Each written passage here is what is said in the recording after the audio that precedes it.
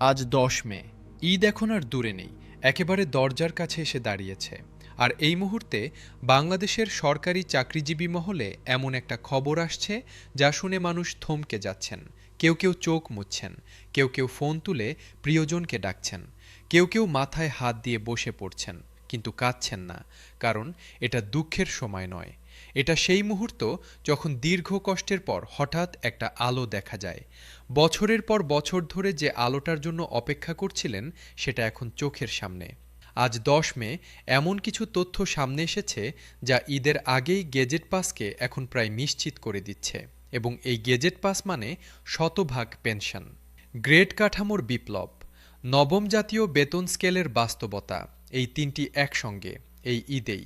পুরো ঘটনা এখন বলছি, একটুও মিস করবেন না, কারণ এই খবরটা আপনার পরিবারের সেই মানুষটার জন্য যিনি সারা জীবন এই দেশের জন্য কাজ করেছেন কিন্তু কখনো ন্যায্য পাওনাটুকু পাননি।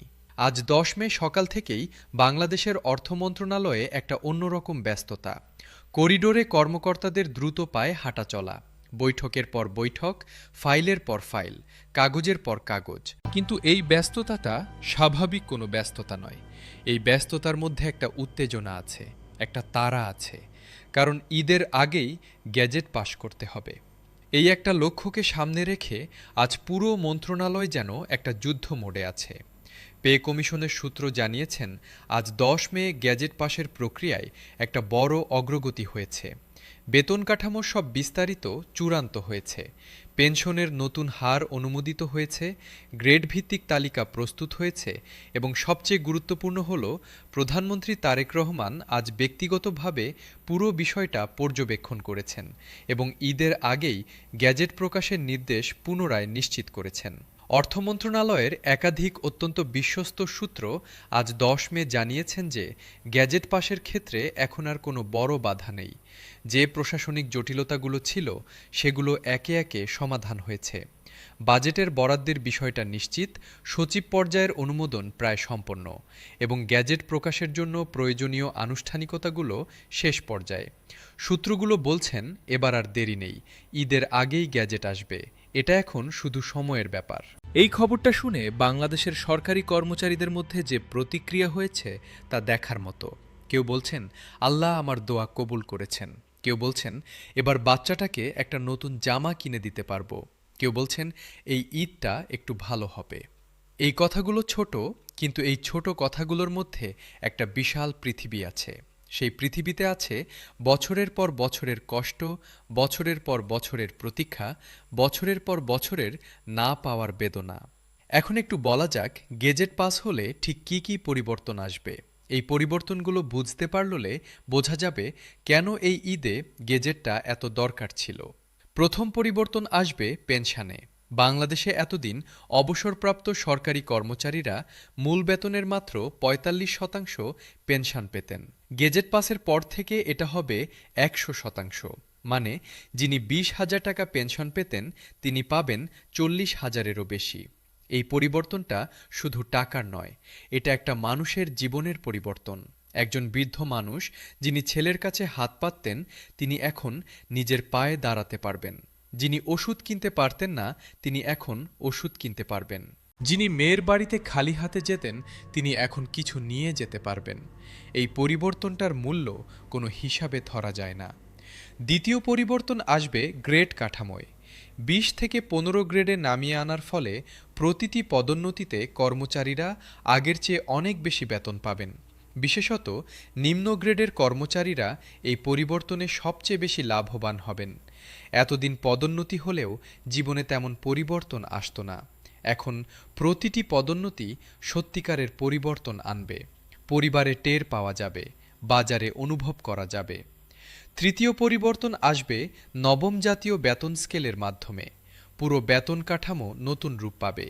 যারা এতদিন সবচেয়ে বঞ্চিত ছিলেন তারাই এখন সবচেয়ে বেশি পাবেন। দেশের প্রতিটি জেলায়, প্রতিটি উপজেলায়, প্রতিটি গ্রামে যে সরকারি কর্মচারীরা আছেন তাদের প্রত্যেকের জীবনে এই পরিবর্তন স্পর্শ করবে। পে কমিশনের চেয়ারম্যান জাকির আহমেদ খান আজ ১০ মে এমন একটা কথা বলেছেন যা শুনে চোখে জল আসে। তিনি বলেছেন, আমরা এই দেশের কর্মচারীদের কাছে একটা ঋণী। তারা ১০ বছরেরও বেশি সময় ধরে কষ্ট সহ্য করেছেন, বৈষম্য মেনে নিয়েছেন, তবুও দেশের কাজ থামাননি। এই ঋণ শোধ করার সময় এসেছে এবং ঈদের এই পবিত্র মুহূর্তে সেই ঋণ শোধ করার চেয়ে ভালো সময় আর নেই। আমরা সর্বোচ্চ চেষ্টা করছি যাতে ঈদের আগেই গেজেট আসে এবং আমি বিশ্বাস করি এবার হবে। কারণ এবার শুধু আমরা চাইছি না, প্রধানমন্ত্রী নিজে চাইছেন এবং প্রধানমন্ত্রী যখন চান তখন হয়। অর্থমন্ত্রী আমির খসরু আজ ১০ মে বলেছেন যে এই গেজেটটা শুধু একটা কাগজ নয়, এটা একটা প্রতিশ্রুতির পরিপূর্ণতা। বাংলাদেশের সরকার তার কর্মচারীদের সঙ্গে যে প্রতিশ্রুতি করেছিল, এই গেজেটের মাধ্যমে সেই প্রতিশ্রুতি পূরণ হবে এবং একটা সরকার যখন তার প্রতিশ্রুতিটি পূরণ করে, তখন সেই সরকার ও সেই দেশের মানুষের মধ্যে একটা নতুন বন্ধন তৈরি হয়, বিশ্বাসের বন্ধন, ভালোবাসার বন্ধন। এই বন্ধনটাই একটা দেশকে শক্তিশালী করে। তিনি আরও বলেছেন যে ঈদের আগে গেজেট পাশ করাটা সরকারের পক্ষ থেকে কর্মচারীদের প্রতি একটা ঈদের উপহার। আজ ১০ মে সারা দেশে যে আলোচনা হচ্ছে তা শুনলে বোঝা যায় মানুষ কতটা আশায় আছেন। কোথাও একজন বৃদ্ধ অবসরপ্রাপ্ত কর্মচারী টেলিভিশনের সামনে বসে খবর দেখছেন, তার চোখে প্রত্যাশা। কোথাও একজন তরুণ কর্মচারী সহকর্মীদের সঙ্গে আলোচনা করছেন, তার কণ্ঠে উত্তেজনা। কোথাও একজন গৃহিণী স্বামীকে ফোন করছেন, জিজ্ঞেস করছেন কিছু হয়েছে, তার গলায় আশা। এই আশাগুলো একসঙ্গে মিলে একটা বিশাল শক্তি তৈরি করে এবং এই শক্তিটা জানান দিচ্ছে যে বাংলাদেশের মানুষ এখনও বিশ্বাস করে, এখনও আশা রাখে, এখনও ভালো কিছুর প্রত্যাশায় থাকে। ঈদ আসছে আর মাত্র কয়েকটা দিন। এই কয়েকটা দিনের মধ্যে যদি গ্যাজেট আসে, তাহলে এই ঈদটা বাংলাদেশের সরকারি কর্মচারীদের ইতিহাসে একটা বিশেষ ঈদ হয়ে থাকবে। যে ঈদে দীর্ঘ কষ্টের অবসান হয়েছিল, যে ঈদে প্রথমবার মাথা উঁচু করে ঈদ করা গিয়েছিল, যে ঈদে বাচ্চার মুখে হাসি ফুটেছিল, যে ঈদে অবসরপ্রাপ্ত বাবা নিজের টাকায় ছেলের বাড়িতে কিছু নিয়ে গিয়েছিলেন। এই স্মৃতিগুলো একটা পরিবার প্রজন্মের পর প্রজন্ম বহন করে এবং এই স্মৃতি তৈরি করার ক্ষমতা এই মুহূর্তে প্রধানমন্ত্রী তারেক রহমানের হাতে। আজ ১০ মে শেষ করতে চাই একটাই কথা দিয়ে, ঈদ মানে শুধু নামাজ নয়, ঈদ মানে শুধু কোলাকুলি নয়, ঈদ মানে হলো সবাই মিলে আনন্দ করা। সেই আনন্দ তখনই পরিপূর্ণ হয় যখন প্রতিটি পরিবার সেই আনন্দে অংশ নিতে পারে। বাংলাদেশের নিম্ন গ্রেডের সরকারি কর্মচারীরা প্রতিটি ঈদে এই পরিপূর্ণ আনন্দ থেকে বঞ্চিত ছিলেন। আজ ১০ মে সেই বঞ্চনার শেষ হওয়ার সবচেয়ে কাছে এসেছে।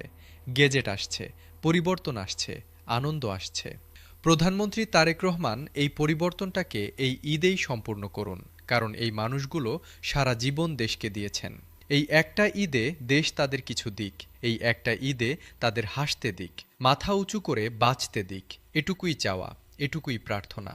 আজ ১০ মে বাংলাদেশের কোটি মানুষ সেই প্রার্থনায় এক।